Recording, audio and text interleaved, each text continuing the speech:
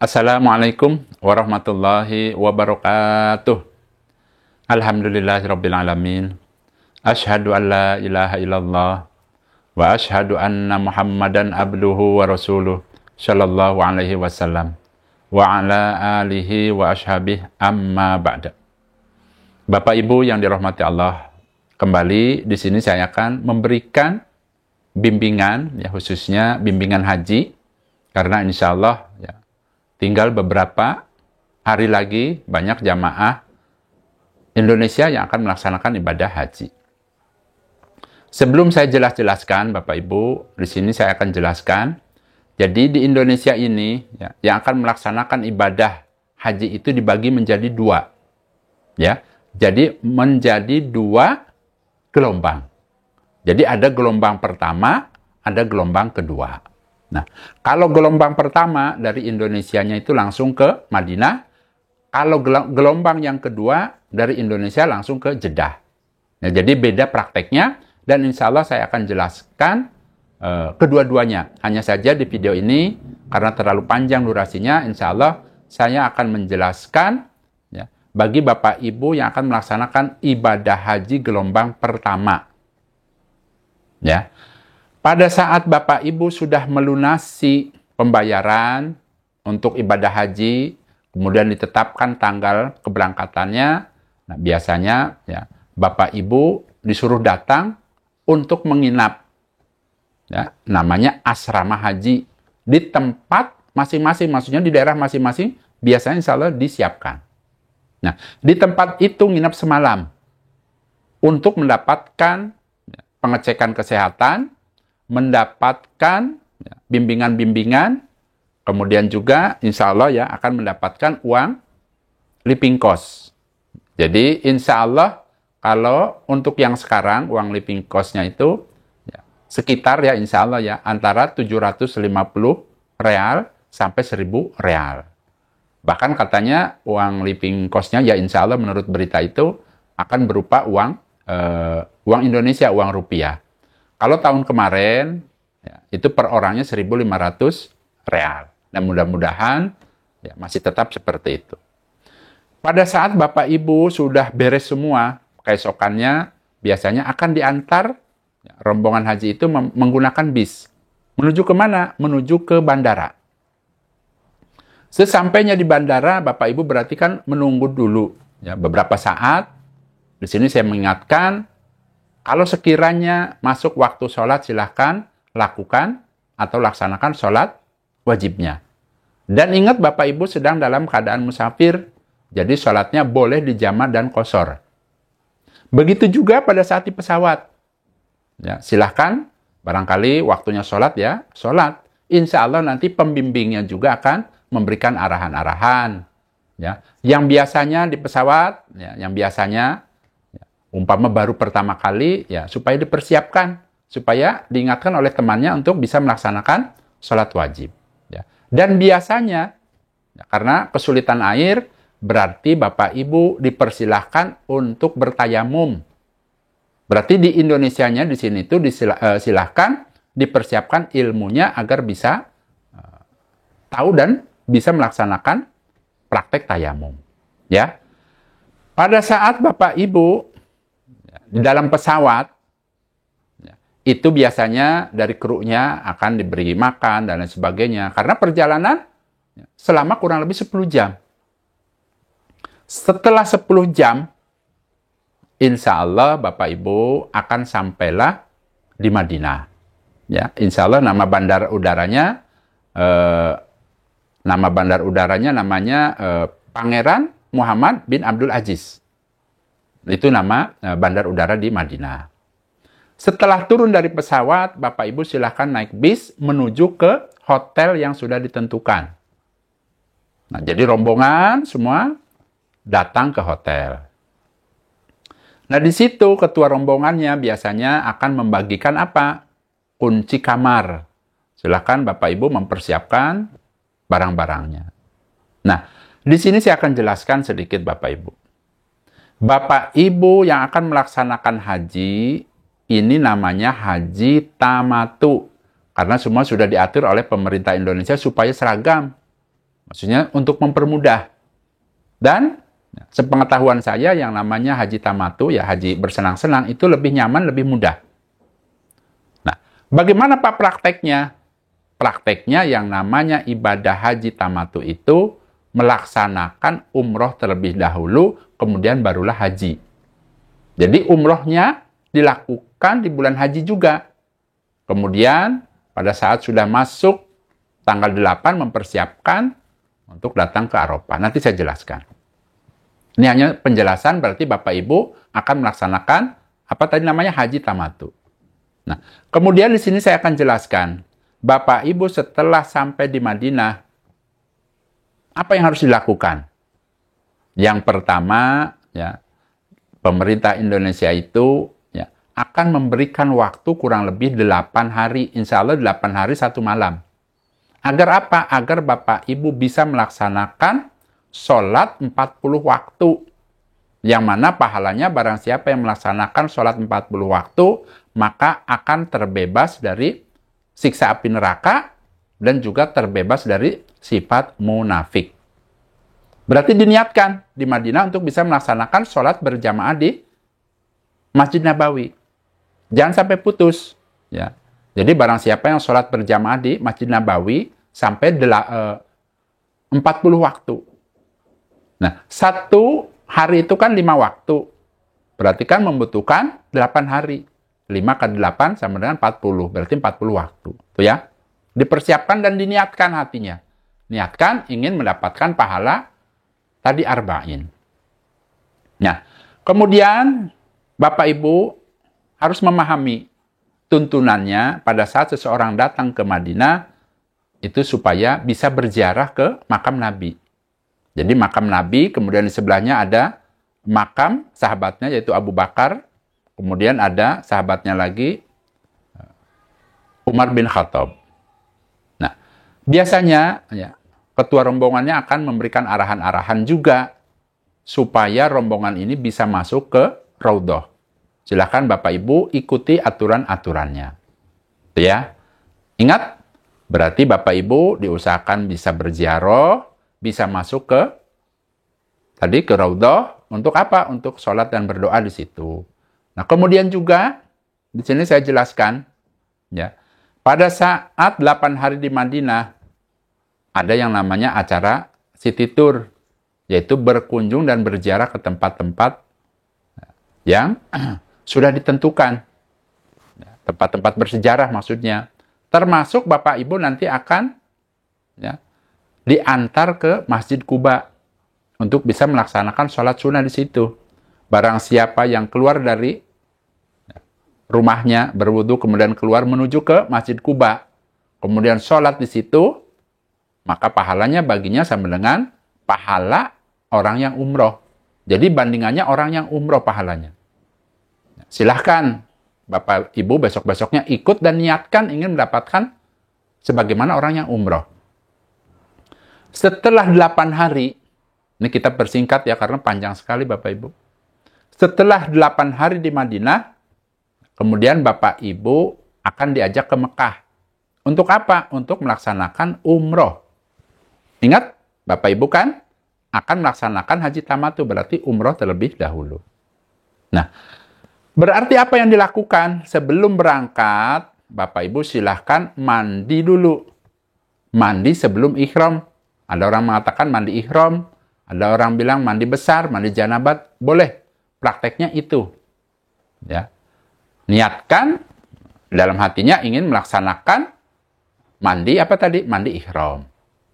Nah, setelah mandi ihram, untuk laki-lakinya diperbolehkan memakai wangi-wangian badannya, bukan kainnya. Bisa pakai umpamanya deodoran dan lain sebagainya. Ya wangi-wangian boleh dibalur-balur ke tubuhnya, karena itu sunahnya untuk laki-laki. Nah, untuk wanita, silahkan umpama ingin memakai deodoran, karena itu kan wanginya nggak kemana-mana, ya boleh, silahkan.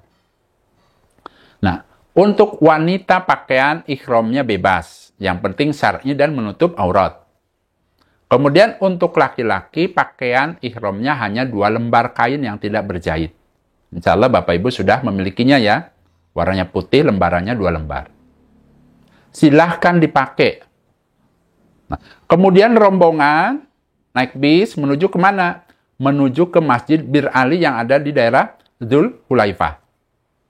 Bila Bapak Ibu ada yang batal wudhunya, silahkan berwudhu di Masjid Bir Ali, ada tempat wudhunya. Kemudian, Bapak Ibu yang punya wudhu, silahkan di situ sholat 2 rakaat. Namanya sholat 2 rakaat sebelum ihram. Niatkan di dalam hatinya ingin melaksanakan sholat 2 rakaat sebelum ihram karena Allah. Setelah itu, Bapak Ibu biasanya akan diarahkan naik ke bis. Nah, di sini saya mengingatkan, ingat bisnya. Bisnya itu insya Allah ada nomornya.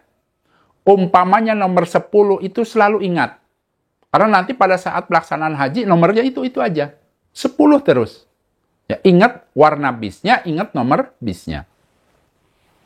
Pada saat Bapak Ibu naik bis, ya, biasanya ketua rombongannya akan memberikan arahan-arahan dan mengingatkan khusus untuk bapak-bapaknya, barangkali masih pakai celana dalam, kaos dalam, dan lain sebagainya, supaya dilepas. Karena akan mengucapkan tadi niat ihramnya, akan berihram. Nah, begitu juga untuk wanitanya atau ibu-ibunya yang pakai masker supaya dilepas. Nah, pada saat sudah duduk, silahkan ya, Bapak Ibu sudah boleh tuh yang namanya niat ihram di dalam hatinya supaya diniatkan ingin melaksanakan umroh karena Allah. Hatinya, ya, karena urusan niat itu adanya di dalam hati. Kemudian kalau sudah gerentes hatinya ingin melaksanakan umroh karena Allah, silahkan lafadzkan atau ucapkan labbaik Allahumma umrotan. Nah, itu ucapan itu boleh diucapkan oleh laki-laki maupun perempuan. Itu mudah sekali. Ya, labbaik Allahumma umrotan. Cukup seperti itu. Artinya apa, Abah? Artinya, ya Allah, aku datang memenuhi panggilanmu untuk melaksanakan ibadah umroh. Setelah itu silahkan memperbanyak baca talbiyah. Nah, dari mulai niat ihramnya dilafadzkan, tidak usah menunggu aba-aba dari pengaturnya atau ketua rombongannya. Karena yang namanya ibadah umrah maupun ibadah haji itu bukan ibadah berjamaah. Jadi boleh. Apabila Bapak Ibu sudah hafal, sudah bisa lakukan. Boleh. Setelah itu, laki-laki maupun perempuan membaca talbiyah. Ya, diulang-ulang. Labbaik Allahumma labbaik. Labbaik la syarika laka labbaik. Innal hamda wan ni'mata laka wal mulk la syarika lak. Itu diulang-ulang sampai mana? Sampai nanti masuk ke Masjidil Haram. Tapi kalau sudah capek ya sudah. Nah, tuntunannya untuk perempuan cara membacanya lirih, pelan-pelan. Kalau laki-laki supaya tegas atau keras sedikit. Itu tuntunannya seperti itu. Nah, perjalanan bis ini membutuhkan waktu kurang lebih 6 jam. Menuju ke kota Mekah. Sesampainya di kota Mekah, biasanya bis itu akan menuju ke tempat hotel yang nanti tempat nginep Bapak Ibu. Sesampainya di depan hotel, silahkan turun, kemudian mempersiapkan barang-barang yang akan dibawa ke kamar hotel. Dan biasanya ya, pengaturnya atau mutawibnya atau pembimbingnya akan memberikan kunci kamar. Ada yang sekamar berempat, berlima, dan lain sebagainya. Ya, laki-laki dan perempuan dipisah biasanya insya Allah seperti itu. Nah, di sini saya mengingatkan, Bapak Ibu walaupun masuk kamar, ingat Bapak Ibu sedang dalam keadaan ihram. Karena kalau sudah niat ihram, sudah dilafadzkan, berarti berlakulah larangan-larangannya. Ya, diantaranya nggak boleh pakai wangi-wangian. Kemudian baju ihramnya tuh yang laki-laki nggak boleh diganti pakai batik dan sebagainya. Jangan. Ya, ada larangan-larangan ihram namanya. Saya ingatkan, jangan sampai diganti dengan pakaian yang berjahit. Kalau ingin ke kamar mandi boleh, tidak boleh. silakan masuk ke kamar mandi, buka di kamar mandi, umpama mau pipis, mau mandi dan sebagainya boleh. Hanya saja di sini saya mengingatkan pada saat di kamar mandi jangan menggunakan sesuatu yang wangi untuk menghindari tadi karena merupakan larangan. Nah, biasanya dikasih waktu untuk istirahat. Nah, kemudian kalau istirahatnya sudah, makan sudah dan lain sebagainya, pembimbingnya biasanya akan memberitahukan berkumpul di depan lobi untuk meneruskan apa? Umrohnya kan belum selesai. Nah, Bapak Ibu silahkan sunahnya tuntunannya membaca talbiyah terus walaupun masih berada di hotel. Nah, kemudian rombongan ya, setelah kumpul semua diberikan arahan-arahan, biasanya diingatkan harus berwudu supaya bisa langsung tawaf. Nah, kemudian rombongan akan diarahkan menuju kemana? Ke Masjidil Haram. Nah, sesampainya di pintu Masjidil Haram, silahkan Bapak Ibu, ya, kaki kanan terlebih dahulu, karena masuk ke Masjidil Haram. Kemudian baca apa? Baca doa masuk masjidnya. Kemudian setelah beberapa langkah, insya Allah akan melihat Ka'bah. Silahkan pandang, niatkan di dalam hatinya ingin mendapatkan 20 rahmat. Karena dalam hadis dijelaskan, yang memandang Ka'bah itu akan mendapatkan 20 rahmat. Niatkan dalam hatinya. Kemudian silahkan berdoa, doa memandang Ka'bah. Allahumma jil baitaka hada tasrifan wa ta'diman wa takriman wa biran wa mahabatan. Itu doa yang paling pendek. Umpama mau yang panjang, boleh. Saya maunya dari buku doa yang dikasih dari pemerintah, boleh silahkan. Ya. Dalam hadis dijelaskan yang paling mudah itu yang tadi saya sebutkan. Nah, kemudian biasanya rombongan akan menuju ke pelataran Ka'bah. Dari situ ketua rombongannya akan memberikan arahan. Yang laki-laki pakaian ihramnya supaya dirubah. Dirubah yang bagaimana? Pundak yang kanan supaya terlihat. Ya, itu khusus laki-laki. Jadi yang tertutup yang bagian kiri. Pada saat Bapak Ibu ingin melaksanakan tawaf, dimulai dari mana? Dari lurus dengan Hajar Aswad. Biasanya yang paling depan itu ketua rombongannya akan memulai duluan. Kalau sudah pas posisinya, dia akan membaca dan mengangkat tangan. Bismillahirrahmanirrahim. Bapak Ibu jangan bilang dulu, maksudnya jangan mengucapkan dulu. Ya. Posisikan dirinya supaya lurus dulu dengan Hajar Aswad. Kalau tidak terlihat, silahkan luruskan dengan pojok Hajar Aswad, dikira-kira. Kalau sudah pas, ya, badannya menghadap ke Ka'bah, diposisikan sekiranya sudah lurus dengan Hajar Aswad, angkat tangan kanan, ucapkan Bismillahirrahmanirrahim atau Bismillah Allahu Akbar. Kemudian silahkan berjalan mengikuti rombongan. Dalam hadis dijelaskan, ya, disunahkan membaca tadi berzikir, bacaan zikir. Zikirnya yang disunahkan, ya, Subhanallah walhamdulillah wala ilaha illallah wallahu akbar wala haula wala quwata illa billah. Itu sunahnya seperti itu. Hanya saja bacaan zikirnya ini ya tidak wajib, dalam artian tidak ada bacaan yang harus, yang wajib. Jadi boleh mau zikir yang apa umpama sambil baca Quran dan sebagainya juga boleh. Jadi intinya orang yang melaksanakan tawaf itu adalah berzikir. Nah, diulang-ulang. Ya, ini saya kasih yang paling mudah saja ya sebagai tuntunan. Ya. Subhanallah walhamdulillah wala ilaha illallah wallahu akbar. Subhanallah walhamdulillah wala ilaha illallah wallahu akbar. Itu yang paling mudah. Silahkan diulang-ulang. Sesampainya di pojok rukun Yaman, biasanya kan manusia berjubel. Tuntunannya mengusap rukun Yaman. Tapi kan sulit insya Allah ya. Karena kan manusia banyak sekali. Nah, silahkan Bapak Ibu pada saat sudah sampai kira-kira lurus dengan rukun Yaman, dirubah dengan doa apa? Zikirnya dirubah dengan doa sapu jagad. Kalau di Indonesia terkenal dengan doa sapu jagad. Nah, dijelaskan dalam hadis, Nabi ya, membaca, Rabbana atina fid dunya hasanah wa fil akhirati hasanah wa qina adzabannar. Dalam hadis lain dijelaskan, Allahumma inni as'alukal afa wal afiyah fid dunya wal akhirah. Rabbana atina fid dunya hasanah wa fil akhirati hasanah wa qina adzabannar. Boleh Mau yang agak panjang boleh, mau yang mudah juga boleh. Ya. Silahkan dibaca berulang-ulang sampai Hajar Aswad. Sesampainya Hajar Aswad, kembali luruskan badannya, angkat tangannya sambil menghadap Ka'bah, ucapkan Bismillahirrahmanirrahim, wallahu akbar. Berarti mendapat 1 putaran. Nah, lakukan sampai 7 putaran. Dzikirnya sama saja, boleh seperti itu disunahkan.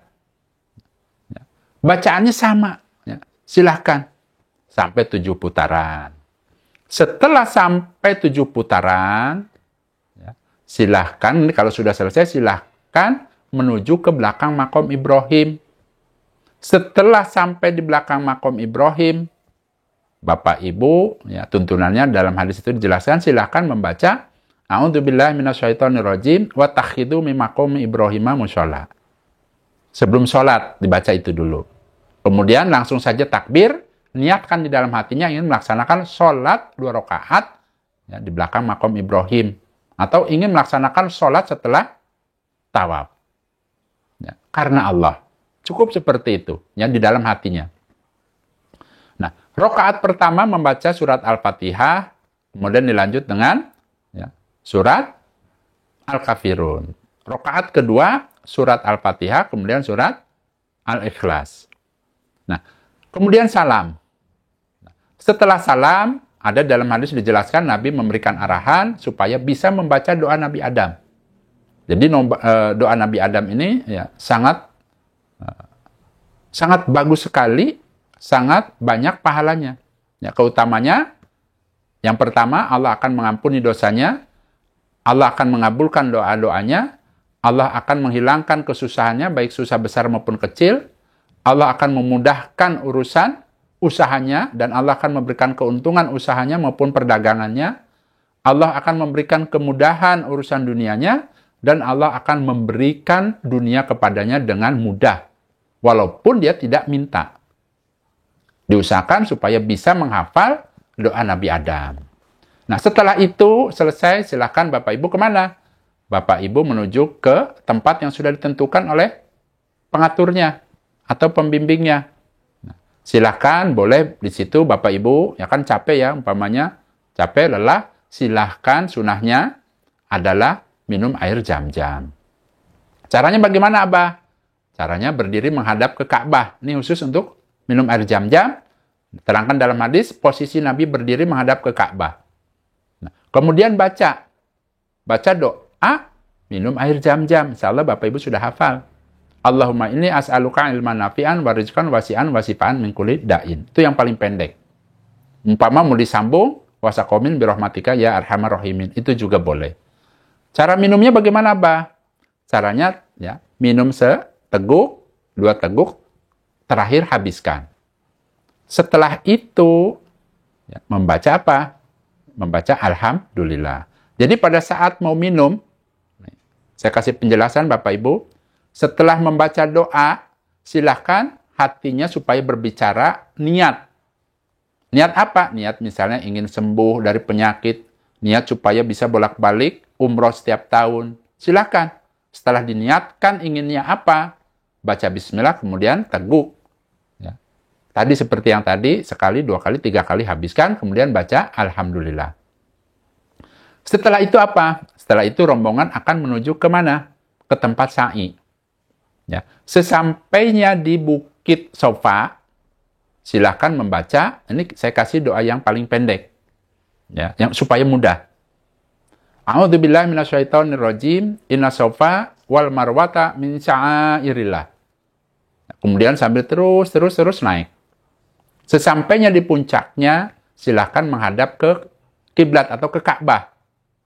Silahkan menghadap ke Ka'bah. Caranya bagaimana? Caranya, ya, lihat saja ya, tehel atau ubin yang ada di bawah. Itu biasanya menujunya menghadapnya ke Ka'bah. Nah, pada saat menghadap ke Ka'bah ini merupakan tempat yang mustajab Bapak Ibu yang namanya Bukit Sofa dan Bukit Marwah. Tuntunannya dijelaskan dalam hadis, menghadap ke Ka'bah, kemudian membaca apa? Allahu Akbar, Allahu Akbar, Allahu Akbar. La ilaha illallah wahdahu la syarikalah, lahul mulku walul hamdu wa huwa ala kulli syai'in qadir. Itu yang paling pendek, yang paling mudah. Ya. Silahkan diulang sampai 3 kali. Nah, setelah itu dalam hadis dijelaskan, ya, Nabi berdoa sesuai dengan doa Nabi. Nah, di sini juga boleh Bapak Ibu berdoa sesuai dengan kebutuhan Bapak Ibu sekalian. Boleh pakai bahasa Indonesia, boleh pakai apa? Bahasa Jawa boleh, bahasa Sunda boleh. Ya, ini yang paling mudah seperti itu. Karena insya Allah manusia biasanya, Masya Allah banyak sekali. Yang tenang, ya, silahkan berdoa. Setelah itu turun, ya, menuju ke Bukit Marwah. Di dalam perjalanannya, tuntunannya silahkan berzikir. Tidak ada bacaan yang khusus, yang wajib tidak ada. Nah, silahkan Bapak Ibu berjalan menuju ke mana? Menuju ke Bukit Marwah. Nah, berzikirnya bagaimana, Abah? Boleh membaca yang zikir pada saat tawaf. Subhanallah, walhamdulillah, wala ilaha illallah, wallahu akbar, wala hawla wala quwata illa billah. Ya, boleh diulang-ulang. Nah, di dalam perjalanan nanti akan ketemu, ya, di atasnya itu ada lampu hijau. Ya, tuntunannya, sunahnya laki-laki ngincik. Kalau perempuan berjalan seperti biasa, kemudian silahkan membaca apa? Rabbighfir warham wa antal azul akram. Itu yang paling mudah. Rabbighfir warham wa antal azul akram. Ya. Atau Rabbighfirli warham wa antal azul akram. Boleh. Kemudian, setelah itu apa? Silahkan terus berzikir kembali. Kalau sudah melewati lampu hijau, sesampainya di Bukit Marwah, pada saat menanjak, baca tadi. A'udzubillahi minasyaitonirrajim. Inna sofa wal marwata min sya'airillah. Inna sofa wal marwata min sya'airillah. Cukup sekali. Naik. Setelah di atasnya, silakan menghadap ke Ka'bah. Kemudian baca seperti bacaan yang awal. Ya, Allahu Akbar, Allahu Akbar, Allahu Akbar. La ilaha illallah wahdahu la syarikalah. Lahul mulku walul hamdu wa huwa ala kulli syai'in qadir. Diulang sampai 3 kali. Dimulai dari Allahu Akbar. Setelah diulang-ulang sebanyak 3 kali, silakan berdoa sesuai dengan kebutuhan masing-masing.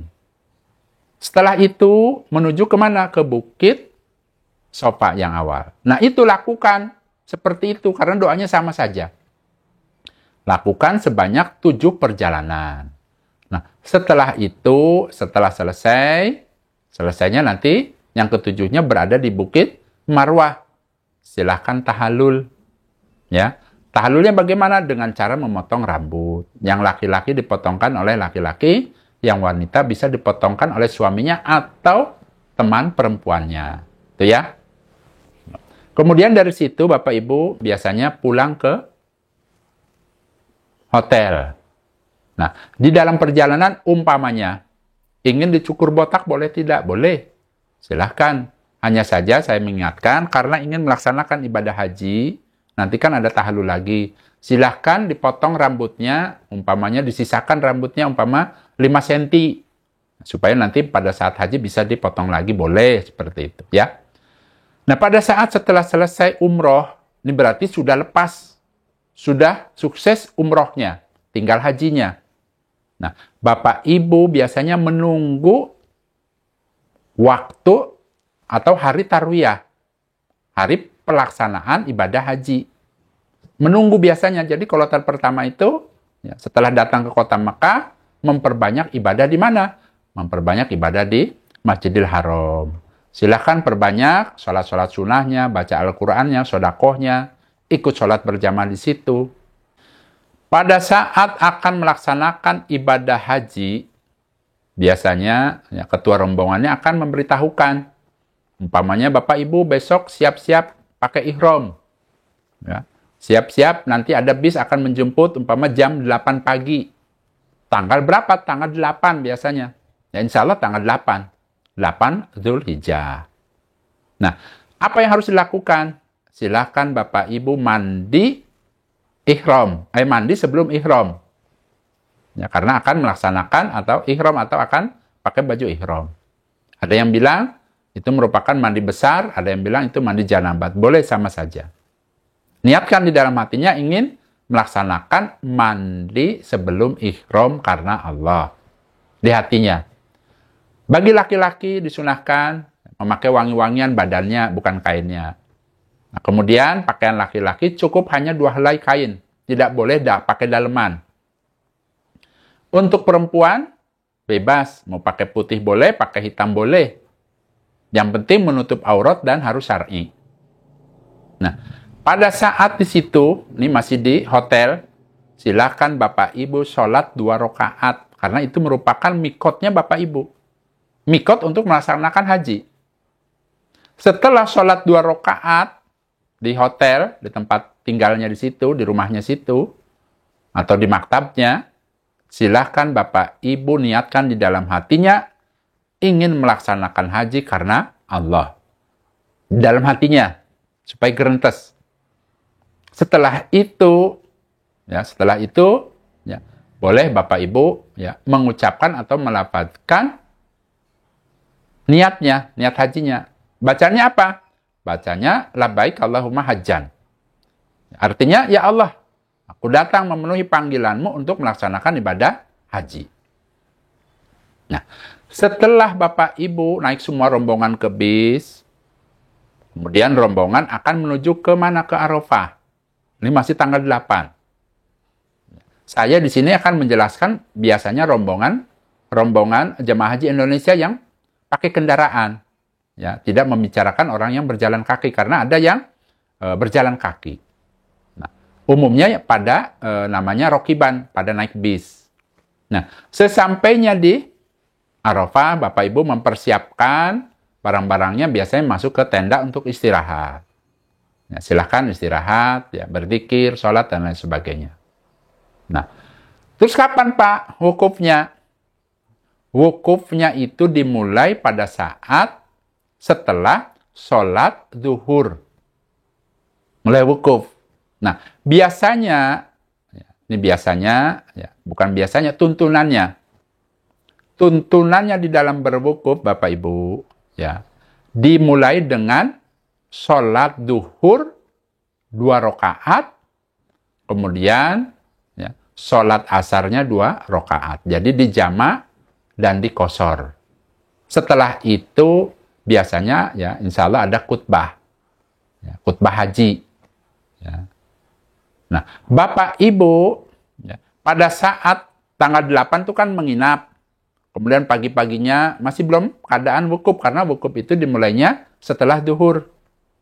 Nah, setelah sholat dijamak dan dikosor, kemudian ada khutbahnya.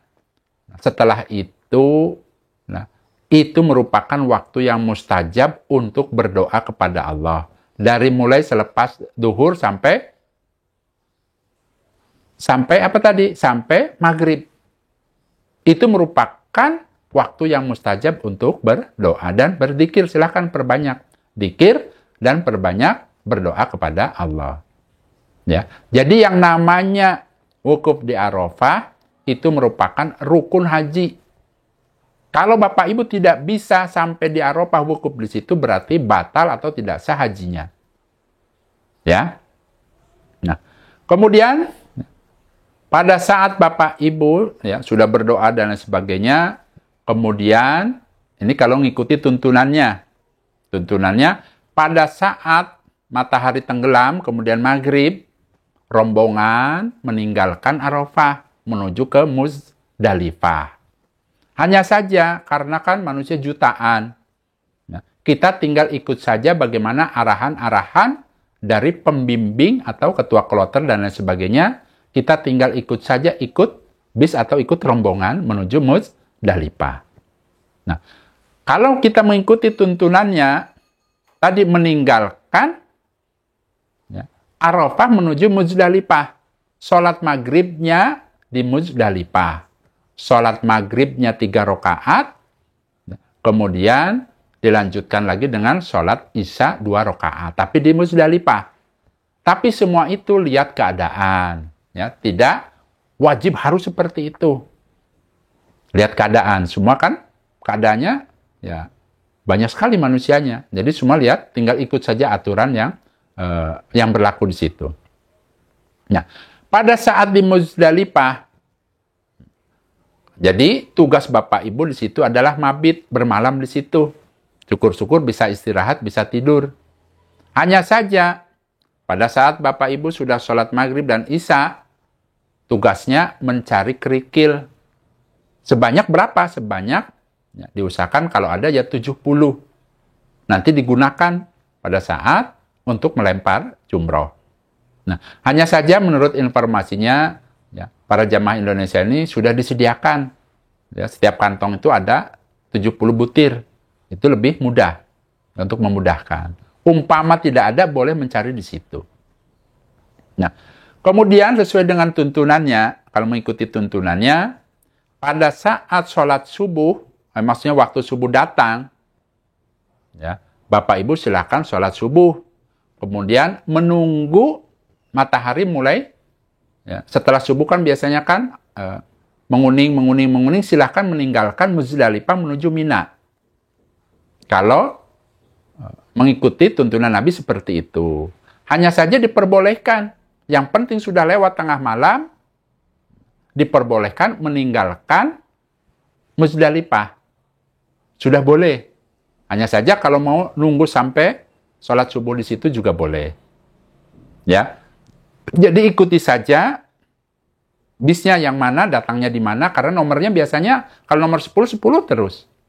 Nah, pada saat Bapak Ibu meninggalkan Muzdalifah, menuju kemana? Menuju ke Mina. Nah, itu tanggal berapa, Pak? Tanggalnya, ya, tanggal 9, tapi nanti pas besok paginya di sana nyampenya tanggal 10.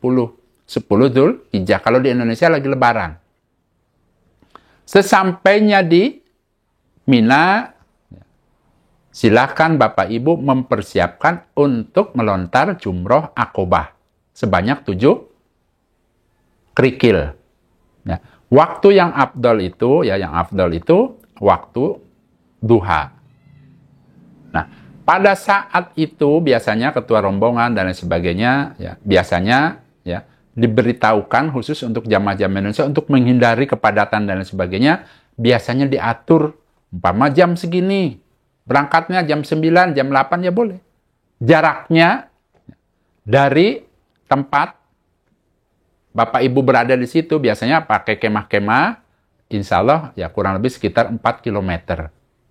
Ya, berjalan kaki untuk apa? Untuk melontar tadi, ya, melontar jumroh yang paling besar yang namanya jumroh akobah. Nah, prakteknya bagaimana, Abah? Prakteknya, ya, Ka'bah, maksudnya Mekah, berada di posisi sebelah kiri, kemudian Mina adanya di posisi sebelah kanan. Nah, silahkan lempar satu persatu, Bismillahirrahmanirrahim, Akbar, lempar. Atau Allahu Akbar, lempar. Itu seperti itu tuntunannya. Nah, pada saat setelah selesai, silahkan Bapak Ibu, ya, kembali lagi ke kemahnya.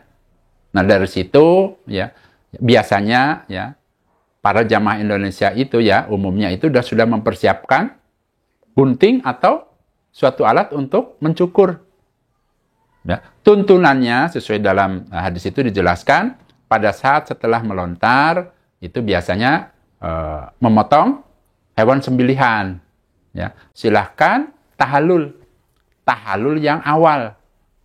Nah, kenapa dikatakan tahallul yang awal? Karena nanti pada saat Bapak Ibu sudah tahallul yang awal, maka sudah terlepas dari segala peraturan larangan-larangan ihram. Hanya satu yang masih dilarang, yaitu berhubungan suami istri, itu yang dilarang. Nah, pada saat Bapak Ibu setelah potong rambut tahallul yang laki-laki, ya, disunahkan afdolnya itu cukur botak yang laki-laki. Nah, setelah itu menunggu apa? Menunggu besoknya lagi. Menunggu besoknya untuk melontar 3 jamarot. Ya. Nah, pada saat akan melontar waktunya, ya, itu waktu yang afdol itu adalah setelah sholat zuhur. Biasanya berangkat, kemudian nanti melontar yang pertama ula 7 batu, kemudian setelah itu berdoa. Ya berdoa menghadap ke Ka'bah. Caranya bagaimana? Bisa dilihat yang namanya Tower Jam-Jam itu insya Allah kelihatan. Berarti posisi Mekah itu di situ. Ya, silahkan berdoa karena itu merupakan doa yang mustajab. Setelah melontar, tugu ula. Kemudian setelah selesai berdoa, silahkan lanjutkan lagi melontar wusto. Setelah 7 batu atau 7 kerikil, silahkan berdoa. Dan yang terakhir, tugu yang paling besar, namanya Aqobah. Nah, setelah melempar 7 batu itu, tidak ada tuntunannya untuk berdoa. Berarti yang berdoa itu hanya 2 tugu itu. Ya, silahkan kembali. Itu adalah tanggal 11. Atau orang bilang katanya hari Tasyrik. Ya, jadi hari Tasyrik itu 11, 12, 13. Nah, silakan kembali. Nah, besoknya tanggal 12 juga sama. Lakukan hal yang sama sampai tanggal 13. Lakukan seperti itu. Nah, setelah itu, ya, ini namanya mengambil nafar tani. Adapun bagi Bapak Ibu, ya, karena ada keperluan dan sebagainya, dibolehkan untuk mengambil nafar awal. Kalau orang yang mengambil nafar awal, dia pada tanggal 12-nya, setelah melempar jumroh, dia harus keluar Mina buru-buru. Dan andai kata ada yang ingin seperti itu supaya laporan ke petugasnya atau ke ketua rombongannya. Pak, saya sampai tanggal 12 saja. Saya mengambil nafar awal. Boleh. Tapi pada umumnya insya Allah, karena ini kan rombongan bersama-sama, kalau yang sudah-sudah itu sampai selesai, sampai tanggal 13. Hanya saja diperbolehkan bila mana ada keperluan. Nah, setelah selesai, tanggal 13, kemudian para jamaah kembali lagi tuh ke hotelnya masing-masing. Nah, untuk apa? Nah, untuk mempersiapkan yang namanya tawaf ifadah. Ya, karena ada kewajiban yang belum dilakukan. Nah, tawaf ifadah ini merupakan rukun haji. Harus dikerjakan. Setelah sampai rombongan ke hotel masing-masing, nah silahkan Bapak Ibu mempersiapkan untuk datang ke Masjidil Haram untuk melaksanakan tawaf ifadah. Tawaf ifadah ini, nah, orang bilang, ada yang mengatakan tawaf haji sama. Ya. Prakteknya bagaimana, Abah? Prakteknya sama sebagaimana tawaf waktu umroh. 7 putaran, kemudian sholat di belakang makam Ibrahim 2 rakaat. Ya. Setelah itu minum air Zam-Zam, boleh dibasuh. Setelah itu basuh kepalanya boleh. Kemudian setelah itu menuju ke tempat sa'i. Sa'i sebanyak 7 perjalanan. Nah, kalau setelah sa'i berarti selesai semua. Nah, karena sudah selesai semua, berarti terbebaslah semua peraturan larangan-larangan berikhram. Termasuk hubungan suami istri sudah boleh.